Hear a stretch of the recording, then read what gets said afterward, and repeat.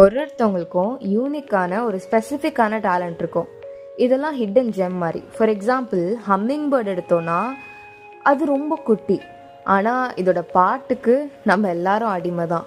இதோட குட்டி சைஸாலேயே இதால் 1 செகண்டுக்கு 75 டைம் அதோட விங்கை பீட் பண்ண முடியும். இன்னொன்று, இது சின்னதாக இருக்கனால நிறைய காம்ப்ளெக்ஸ் டாஸ்க் இதால் பண்ண முடியும்.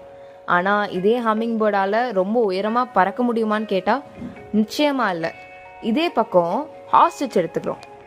எல்லா பறவையும் பறக்கும், ஆனால் ஆஸ்ட்ரிச் மட்டும் ஓடும். ஏன்னா இதோட வெயிட்டே 300 பவுண்ட்ஸ் கிட்ட. அது ஒரே ஒரு ஸ்டெப் எடுத்து வைக்கிறனாலே 15 to 20 ஃபீட்டு.